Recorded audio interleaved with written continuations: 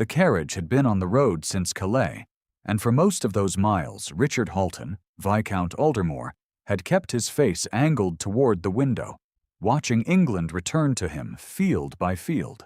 He had been 2 years in Vienna. He knew the shape of his own absence.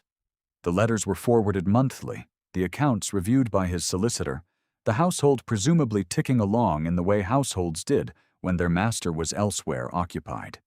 He had not expected to feel anything in particular upon arriving home. Duty completed. Return effected. The posting had been useful, and the dispatches had been competent, and England's muddy hedgerows were sliding past him in the gray of a March afternoon, and he was prepared, he believed, for all of it. He was not prepared, as it happened, for the silence that met him at the townhouse door. Not an absence of sound. There were footsteps. The soft inquiry of Polston the butler.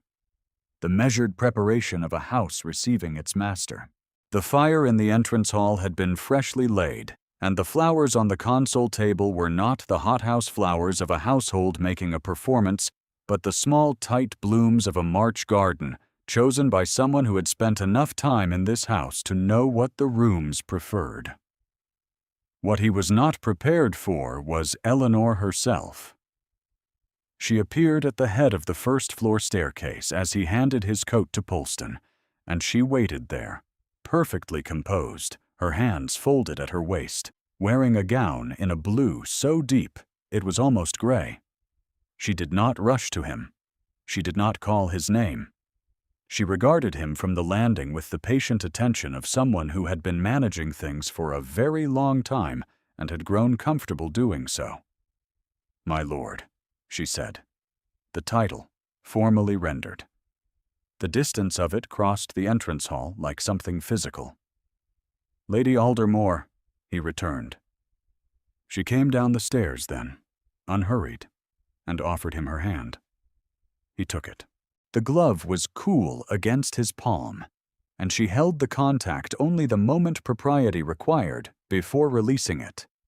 Something had shifted in the 2 years, and he could not yet name what it was, only that the woman descending toward him was not quite the woman he had left. He had left a girl of 20 who was careful with her words and her movements, who had looked at him in their early months of marriage with an expression he had chosen not to examine. The woman who reached the bottom stair and met his eyes without flinching was something else entirely.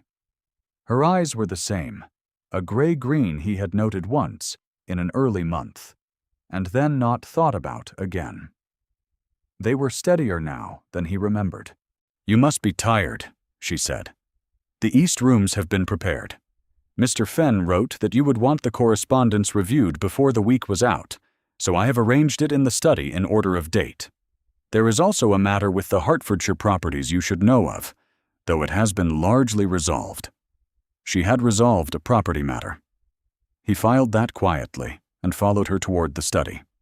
If you find yourself wondering how a woman who had been styled by polite society as the Viscount's forgotten wife could have transformed herself into the most quietly discussed figure in the drawing rooms of London, stay with this story. It will tell you everything. Eleanor Verney had married Richard Halton in the autumn of 1808, 6 months after his first intended, the gentle Miss Hartfield, had died of a sudden fever. The match was arranged with a speed that the Ton noted, but did not yet condemn. Richard needed a wife. The Verneys had an elder daughter of some education and no fortune, and the thing was settled with the brisk efficiency of men who regarded marriage as a logistical problem requiring a practical solution. Eleanor had known, going in, that she was not the choice made freely. She was the choice made necessary. She had spent the first months of their marriage trying to determine whether the space between them was grief or temperament, and had eventually concluded that the distinction did not much matter. He was courteous. He was capable.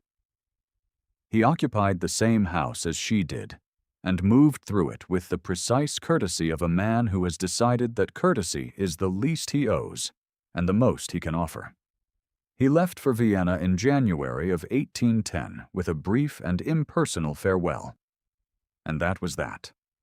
Eleanor was 20 years old when she married him. She was 22 when the carriage disappeared around the corner at the end of Cavendish Street with Richard inside it. And she stood at the drawing-room window in the January cold and watched it go. Well then, the Ton had a phrase for women in Eleanor's position. Lady Constance Aldermore, the Viscount's aunt and the family's social authority, a handsome woman of 58 who wore her authority the way she wore her diamonds, as evidence rather than ornament, who had coined it in a morning call in the spring of Eleanor's first year alone. And it had stuck the way such things do when they carry the compressed meanness of something true enough to wound. The Viscount's forgotten wife, Lady Constance had said to Miss Frederica Rowe, tilting her cup with the satisfaction of someone hanging a portrait squarely on a wall. Miss Rowe, who was 23 and exceedingly pretty, and had her own reasons for wishing the Viscountess Aldermore a low social profile, had received the phrase with a pleased little breath and repeated it at 2 suppers before the week was out. The phrase had spread as a private aside, a drawing-room murmur, the kind of designation that reaches its subject through the expression on a friend's face, rather than through direct report. A slight pause before a hostess answered a question. A glance at the Countess of Vane's table when Eleanor was announced, checking the Countess's reaction before composing one's own. Eleanor had heard it eventually. She had done with it what she did with most things that could not be practically remedied.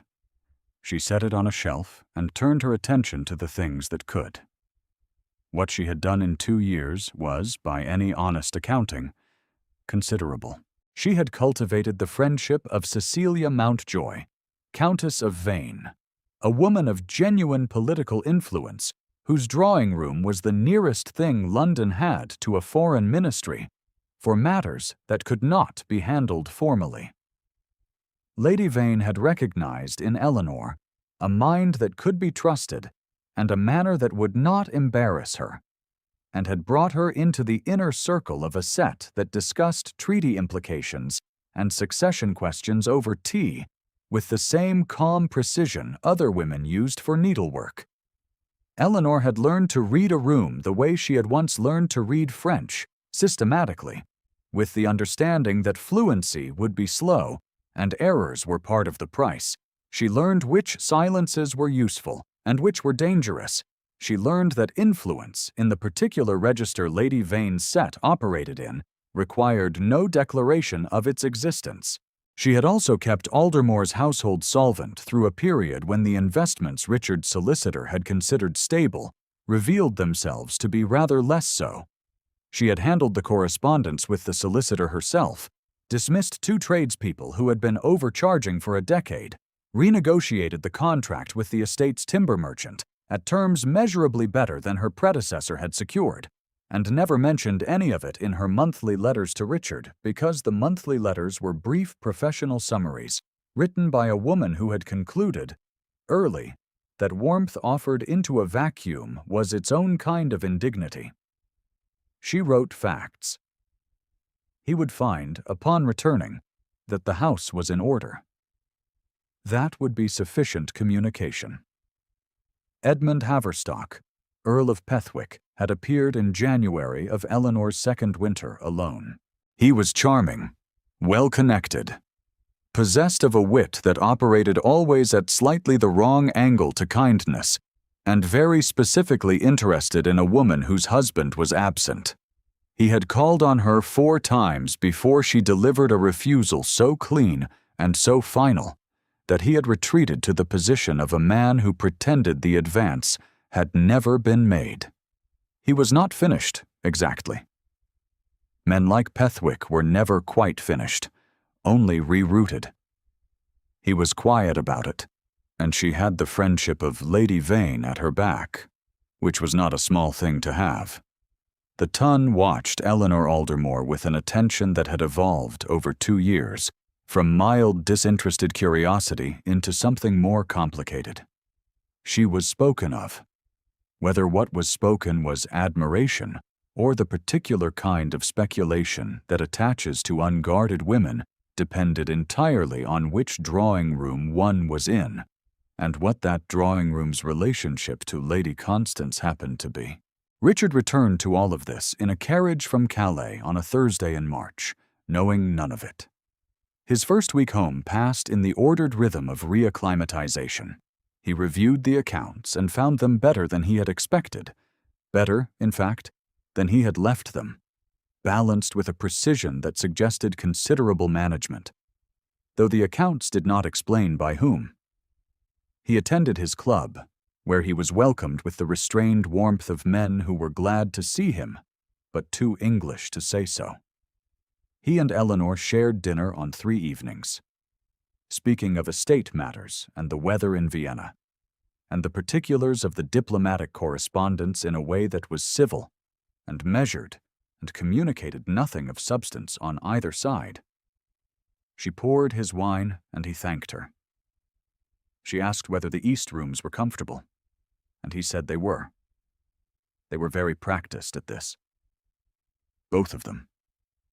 In the management of proximity without intimacy, and they did it well. On the 4th evening, Lady Vane held a supper for 12 at her house in Grosvenor Square, and Eleanor attended with him as a matter of course. It was there that Richard Halton began to understand what he had missed. The room received Eleanor differently from the way he expected. Not with the polite, faint welcome due to a viscountess of modest social presence, but with the specific alertness of a group that was accustomed to thinking her opinion worth having. Lady Vane met her at the door with genuine warmth and led her in by the arm, speaking in a low voice about something that made Eleanor nod with an expression of focused attention. 3 separate guests addressed Eleanor before they addressed Richard, which was technically a breach of order that no one seemed to register as such, because the room had apparently rearranged its instincts without consulting the formal hierarchy. And then Edmund Haverstock, Earl of Pethwick, rose when Eleanor was shown in, took a glass from the tray nearby, and raised it with the smooth ease of a man making a private joke that the room could almost hear. "To the Viscount's forgotten wife," he said, his voice carrying just enough to reach the nearest cluster of guests, "who has, in his absence, quite thoroughly refused to be forgotten." The room shifted. Some smiled, uncertain. Lady Vane's expression hardened almost imperceptibly, the way a woman's does when she is deciding whether to intervene and concluding it is not yet the moment. Eleanor did not flinch. She inclined her head with the precision of a woman who had decided, some months ago, that Pethwick was not worth the temperature of her response, and she took her seat with the kind of composure that looked, to someone who did not know her, like indifference, and looked, to Richard Halton across the table, like something considerably more controlled. He watched her for 2 hours. She spoke 3 times on political matters. Briefly, specifically, without performance. The voice of someone who has had time to think about things and prefers to say the thought rather than the approach to the thought. Each time the table listened. She refused Pethwick's opener when he tried again over the fish course with a single politely phrased sentence that required no elaboration. She helped Lady Vane manage the conversation around a gentleman who had drunk too much, redirecting it twice with the invisibility of someone who had learned to move through a room without asking permission to do so. She looked at Richard once, across the length of the table, and her expression was entirely measured. Not warm, not cold, but something careful and attentive, as though she was waiting to see what he made of all this. He did not yet know what he made of it. The next morning, he rode early. He went, on an impulse he did not examine, to the Hertfordshire estate, rather than remaining in London. 3 hours north, arriving before noon, coming through the side gate, rather than the formal drive. And it was through that gate, in the stable yard adjacent to the estate office, that he found Eleanor. She had come up the previous afternoon, apparently, with Mr. Fenn the steward and a representative of the tenant farmers who occupied 4 parcels on the western edge of the property. The group was assembled in the yard when Richard arrived. Fenn stood with his ledger open across his arm. 3 farmers in heavy working coats, and Eleanor Aldermore, Viscountess in a traveling cloak and plain boots, standing in the morning mud without apparent concern for either. She had a bonnet pushed slightly back from the wind of the road, and her cheeks were flushed with the cold. And she was listening to the eldest of the farmers with the particular quality of attention that is not performed at all. Richard halted his horse in the gate shadow and did not announce himself. He heard her ask the eldest farmer, a man named Colbeck, to explain the concern in his own words. He watched her listen. Not the half-listening of someone waiting for the narrative to reach a point she could act on, but the actual full attention of someone for whom the man speaking was the primary information. She did not interrupt. She asked one question. When Colbeck paused, about the particular location of the 3rd parcel and whether the lane access was shared, she held everything in her head, her face slightly tilted, her hands quiet at her sides. Fenn presented the enclosure timetable. 3 of the 4 parcels had families that had been farming that ground for 2 generations. The timber income from the enclosure, revised in the autumn plan, would come to perhaps £600 in the first year, but the families would need to relocate, and the notice period in the current contract was 8 weeks, which was not sufficient. The Colbeck children were of the ages that required schooling. 2 families had elderly members. 8 weeks was not a number. A person with any genuine knowledge of how much it took to move a life could have proposed without embarrassment. "Delay it," Eleanor said. Fenn blinked. "My lady?" "Extend the notice period. Give them 4 months rather than 8 weeks. Delay the first enclosure stage until September." She turned to Colbeck. "That is sufficient time?" The old man took off his hat and turned it in his hands and said it would be more than sufficient, my lady. "Yes.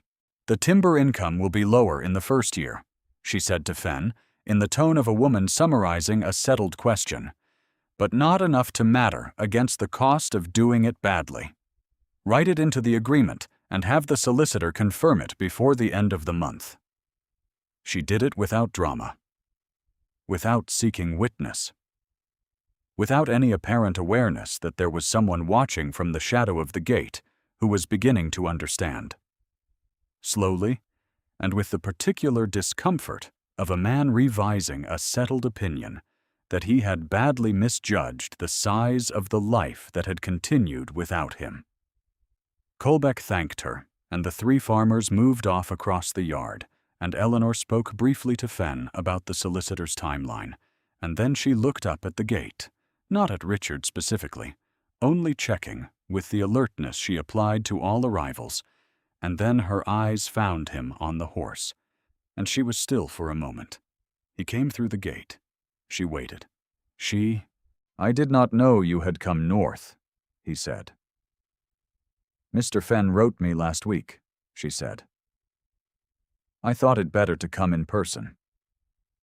She did not say the unspoken portion. She did not need to. Richard turned his horse and rode back toward London. He could not have said what moved through him on that road. Precisely. It was not guilt alone, though guilt was there. The specific discomfort of a man who has been careless with something that turned out to be worth more than he thought. It was also something older, which he had spent 2 years in Vienna not feeling, and which had returned to him, mile by mile in the gray of the Hertfordshire morning, with a quiet insistence he could not deflect. He had a miniature in the breast pocket of his coat, his mother's portrait, a small oval in a worn brass frame that he had carried for 15 years, in every coat he had owned since he was 20, and his father had pressed it into his hand the morning of the funeral. The woman in it was 30, and patient-looking, and direct. He had given it to Eleanor on the morning he left for Vienna, without explanation, only saying that it should be kept somewhere safe, and he had not been able to articulate why, and she had taken it without pressing him. He had given her his mother's portrait because it was the only thing of real value he owned that was not entailed. He had given it to her the way a man gives the thing he most fears, losing to the person he least expects to stay. He had not permitted himself to examine that logic at the time. He was examining it now. At the midpoint of a marriage that Richard Halton had never expected to feel anything inside of, he was beginning to feel something. It was not convenient. It was not what he had planned, and it arrived in the same carriage as an older and more familiar reckoning. He had loved Margaret Hartfield. He had believed, in those first months after her death, that whatever capacity he possessed for that particular feeling had gone with her, as though the mechanism had been used and could not be reset. He had been 28 and very certain, the way men are certain of things that have broken them. He had married Eleanor in the fog of that certainty, and he had not been unkind to her, only absent in the ways that count, which is to say, in all the ways that produce, in a young woman of intelligence and feeling, the specific kind of loneliness that is hardest to name because it is surrounded, on all sides, by the correct performance of a life. He had gone to Vienna for 2 years, and he had sent her the required letters, and received hers, and the space between what they said and what they meant could have housed a second household entirely.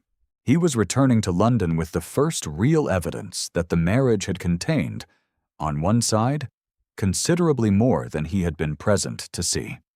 3 days after Hertfordshire, at a supper at Lord Harlow's, he ran into Geoffrey Harlow himself, an old friend, a decent man, not malicious in any direction.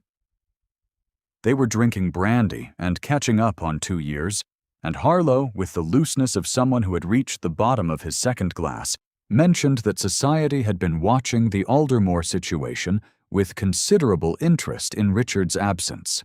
He meant well by it. He said so twice. He said he wanted Richard to hear it from a friend, rather than from the general murmur. There had been quite a bit of talk about Eleanor, that Pethwick's name kept appearing in its neighborhood, that while he himself put no stock in the worst of it. And here he paused to refill his glass, and the phrase the season had settled on was, "The Viscount's forgotten wife running somewhat free," and he thought Richard ought to know, just to be prepared. Richard thanked him and finished his brandy. He rode home with the particular flatness of a man who has been told something that is not precisely news, but has been told it in a way that makes it harder to not hear. He found Eleanor in the drawing-room, reading. A lamp lit against the early dark of the March evening. Her feet tucked under her on the settee in the manner of a woman entirely alone and entirely comfortable being so. She looked up when he came in and closed her book and waited. He told her, without raising his voice, that he had heard there had been talk, that Pethwick's name kept appearing in its neighborhood, that he would be reviewing the correspondence for the past 2 years and would appreciate a clear account of anything she felt he should know. Eleanor was quiet for a moment. Then she set her book on the side table with the care of someone who is doing so, instead of doing something else. And she told him, in the same level voice she used for estate matters, the voice that did not inflect upward at the end of a statement to check whether he was following, exactly what she had done in the previous 2 years. The accounts, in specific. The solicitor correspondence, from the first letter to the last. The timber merchant. The renegotiated contract. The margin saved. The Hertfordshire matter, which he had now witnessed in part. Lady Vane's circle, which she had entered because Richard's political interests in London required someone managing them, and his agent had not been equal to the task, and she was. Pethwick, who had called 4 times in January of the previous year, and been refused the first time and more firmly refused the fourth, and had not called since. He said nothing while she spoke. He looked at a point slightly past her shoulder, in the manner of a man who is processing rather than dismissing, though she had no way to know that was the distinction. She finished. She waited 2 beats. Then she said, with the precision of someone delivering a final considered truth to a person who has not yet decided whether to receive it, "You came home to find me changed. I understand that is unsettling. I have not changed in any way you should find cause to regret." "I will review the correspondence," he said. She stood. She smoothed her skirt once, a gesture so small it was barely a gesture, and she set her book on the side table the way she set everything down, without emphasis, as though she was entirely accustomed to placing things she valued in the care of surfaces that could be trusted to hold them. And then she walked out of the room with the kind of quiet that is not peace at all, but is, in fact, the practical opposite of it. He reviewed the correspondence until past 2 in the morning. He found letters to the solicitor that were models of precise and efficient negotiation, not the tentative overtures of a woman unsure of her authority, but the direct correspondence of someone who had decided she had authority and was exercising it. He found the timber contracts with the new terms annotated in her hand. He found the account books balanced to a margin that should have been impossible without considerably closer management than he had imagined. He found a note from Mr. Fenn about the Hertfordshire visit, written to Eleanor rather than to himself, beginning, "My lady, your resolution in the Colbeck matter was the right one, and I believe it will serve the estate well," the language of a steward who had been reporting to his actual authority for some time. He found 3 letters from Lady Vane discussing a trade matter that touched the Aldermore interests in the north, and in which Eleanor's analysis of the probable parliamentary outcome was not only present, but correct, which he knew because he had been in Vienna watching the same question from the other side of the foreign correspondence, and had arrived at the same conclusion by a different route. He did not find any correspondence with Pethwick. He sat with this knowledge for some time. The fire in the study had gone cold an hour ago, and the lamp was burning low, and he did not move to tend either. He was thinking about the woman upstairs, the woman he had described to himself for 2 years as the practical resolution of a practical problem, and who turned out to have been, all along, doing the work of 3 people in the service of a household that did not seem to know she existed. The embassy correspondence, the treaty dispatches, 2 years of foreign affairs managed at arm's length from a city that was not home. None of it was more competent than what he held in his hands. He set the last letter down. Then he went to bed and lay in the dark of a house he was beginning to recognize, after all, and thought about the miniature, which he knew without looking was on Eleanor's dressing table across the corridor in the room she occupied.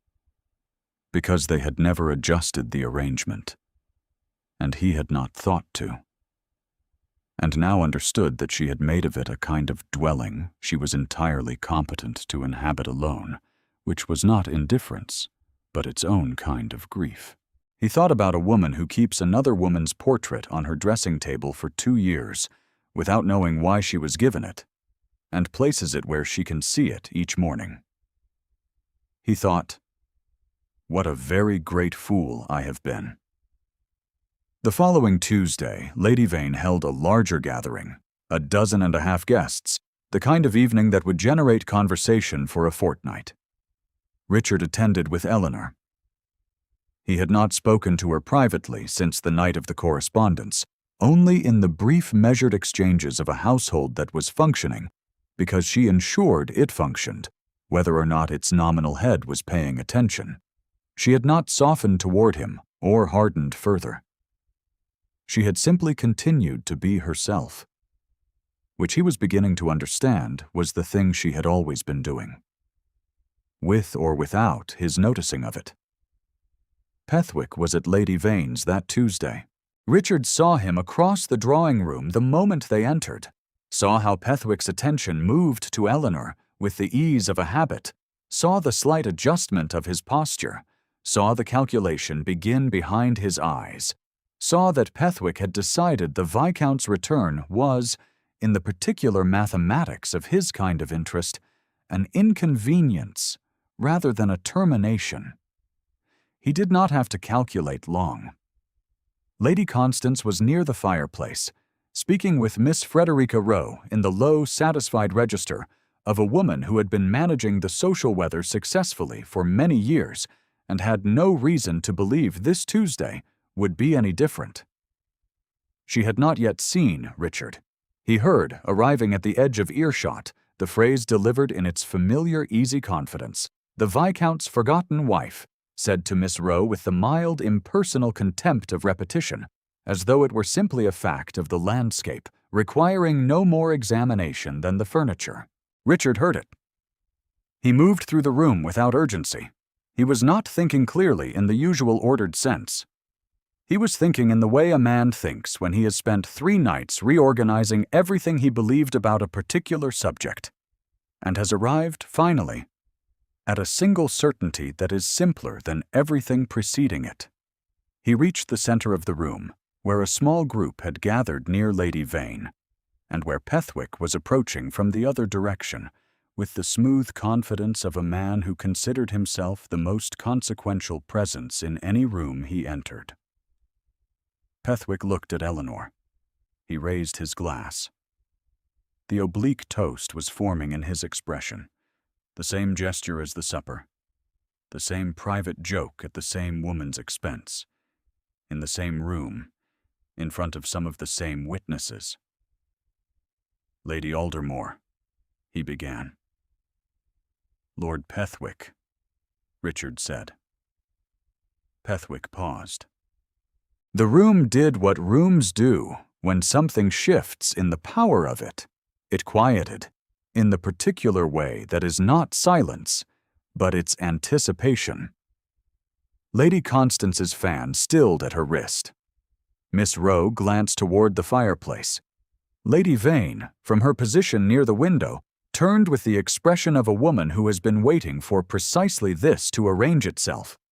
Richard stepped forward, one measured pace, and stood at Eleanor's side, not in front of her, as a man shielding a fragile thing. Beside her, as a man taking his place next to something he had been too careless to value and had learned, at some cost to his own certainty, to value correctly. He looked at Pethwick for a moment, long enough for Pethwick to understand that the calculation he had been running was operating on incorrect premises. Then he looked at the room, at Lady Constance, at the assembled witnesses of 2 seasons of his wife's quiet and unremarked labor, and he said, in the level voice of a man delivering a procedural truth that he has finally bothered to investigate. Lady Aldermore has managed this household and this family with honor. 12 words, no more needed. The room received them. Lady Constance's hand stilled against her fan. Pethwick lowered his glass with the specific controlled ease of a man who will not let anyone see him startled, which meant he was startled. Miss Rowe found something of interest in the pattern of the carpet.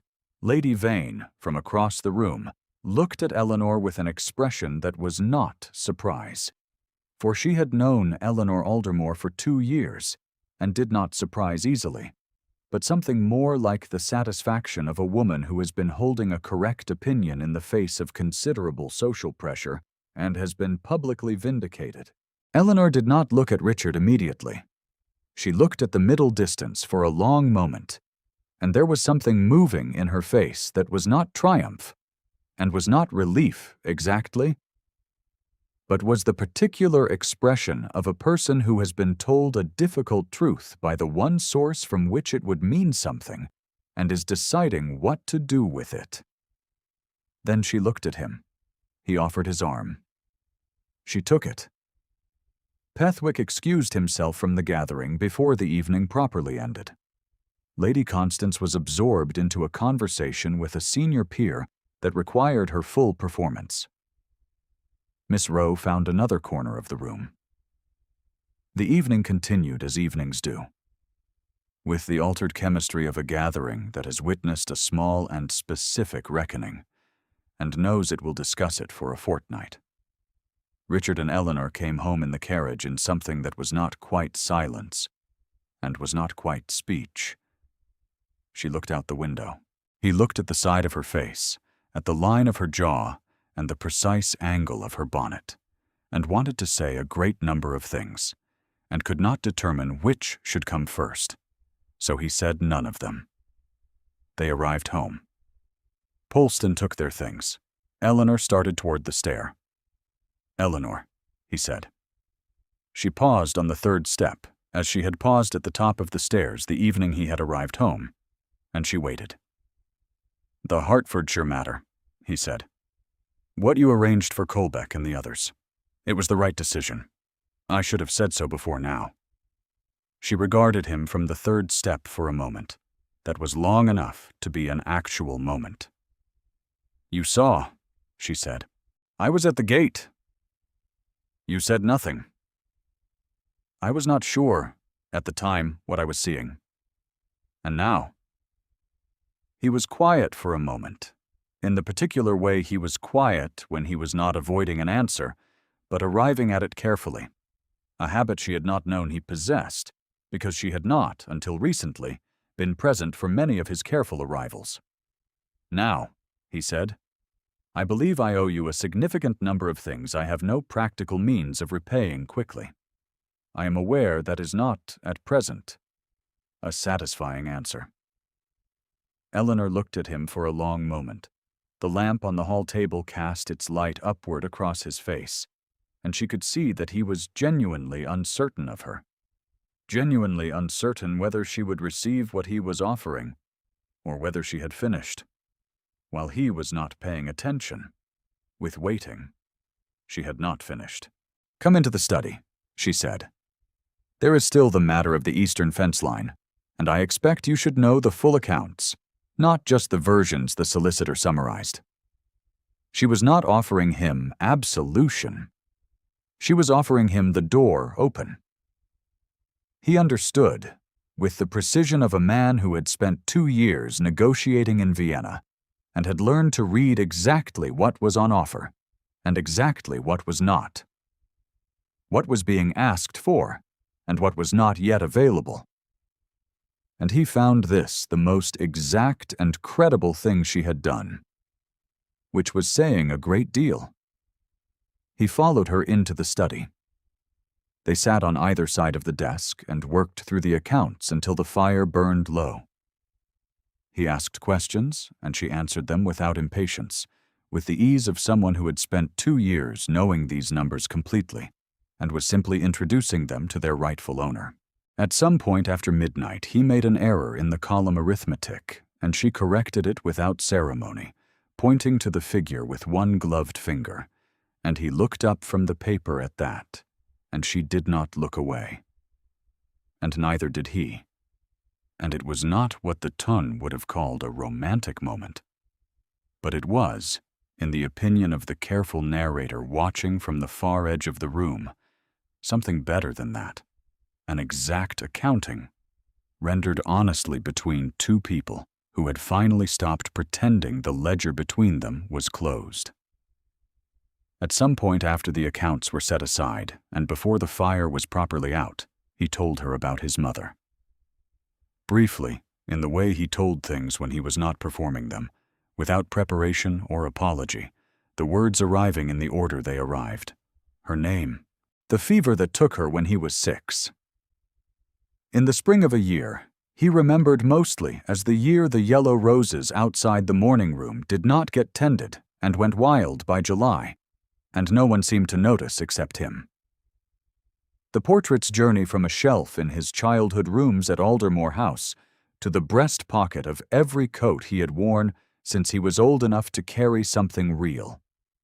He told her why he had placed it in her hands the morning of his departure for Vienna, Not the careful version he had spent 3 nights assembling, but the true and slightly halting version, which was that he had wanted it somewhere. He was certain it would be kept. Somewhere he trusted. He had not known, when he said it to her 2 years ago, what it meant to trust a person. He was beginning to have some specific evidence on the question now. Eleanor listened in the way she listened to everything, without performing her attention, which meant it was actual. When he finished, she was quiet for a moment. Then she rose and went upstairs, and returned with the small oval portrait in its worn brass frame. She placed it in his hands, because it was his, and because returning a thing to its rightful place was the kind of action Eleanor Verney Halton performed without requiring a name for it. He looked at it for a moment, his mother's face, painted at 30, patient and direct, the face of a woman who had died young and left behind a child who had been very careful, ever since, about what he allowed himself to expect from the world. He placed it on the desk between them, where it could see both of them. "Nell," he said. It was the first time. The name was quiet and deliberate, the way all the things he meant were quiet and deliberate when he finally allowed himself to mean them, and it arrived in the room with the weight of something long overdue. She did not look away. Outside the study window, the March rain had settled into something softer overnight, and the street below held the particular stillness of a city that had finally, after a long winter, turned a corner it would not announce. The fire burned lower still. The miniature caught the last of the firelight between them, and the name he had spoken settled into the room and remained there, the way names do, the way the good and costly things do, when they are finally given at the right time to the right person. If she had kept his mother's portrait for 2 years in a marriage that offered her very little in return, perhaps she had always known something about the man she married that he had not yet known about himself. Perhaps that was the most accurate accounting of all. Thank you for staying with them until the end.